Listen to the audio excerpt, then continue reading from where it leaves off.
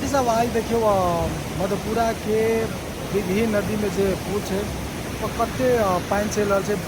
आदमी सब देखा वाला के भी ओपे भीड़ से यहाँ से देख रहा है देखे में भी निक लगे छै, पर जब बाहर आवे छै तो बाहर समस्या भी बहुत करे छै। साथ साथ देखावे छी पूरा 1 बाय 1 क्लिप सब एक फिलहाल के अवस्था केल छै। मोहतरी जिला के सबसे बड़ा नदी कहबै तो दिघी नदी है। एहि नदी में यदि ज़्यादा पानी अबै छै तो फिर वो आसपास के गाँव सब में हमेशा क्षति होइ छै और अहू साल बाढ़ अबै छै, लेकिन वहन नहीं अबै छै जेहन क्षति होयवाला रहे छै तेहन बाढ़ नहीं अब आ रहा है।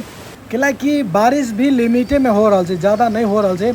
अगर ज़्यादा बारिश भेलै तो फिर आसपास के गाँव के कल्याण नहीं रहते। कैला हमेशा से ये इतिहास रहा है, जब भी ये नदी में ज़्यादा पानी हो तो आसपास के गांव सबके तहस नहस कर दे छै और यह पानी सब बिहार में जाके वो ये क्षति भी ज़्यादा करे छै।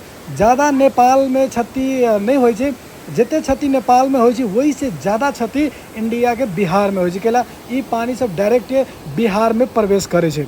लेकिन इस साल बारिश होते नहीं भर रहा है, फिर भी पानी तो पानी से बाढ़ आवे छै, लेकिन बाढ़ जब बारिश रुक जाए छै तो फिर वो बाढ़ कम भ जाए छै, पानी कम भ जाए छै।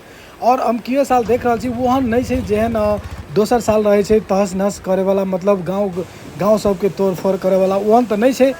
लेकिन आवे के प्रयास में से आवे ला करे छै। बारिश लगातार नहीं भ रहा है, दू दिन एक दिन हो छै के बाद रुक जाए छै। अगर कंटिन्यू 4-5 दिन वर्षा हेतै तो फिर आसपास के गाँव के तो जनबे करे छी हमेशा तहस नहस करे छी, तेनाहिते अहू साल तहस नहस कर देती। लेकिन वहन अब एहि साल नहीं भ रहा है और अभी किसान सब के खेत भी पूरा रोपा रहा है। एतबे वर्षा ई लिमिट में वर्षा भ रहा है, एहि वर्षा से न ज़्यादा बाढ़ आवे छै न क्षति होइ छै और किसान सबके खेत भी रोपा रहा है। साथ ही साथ वीडियो के अंत में लाइक कमेंट शेयर जरूर कर देबै। Thank U.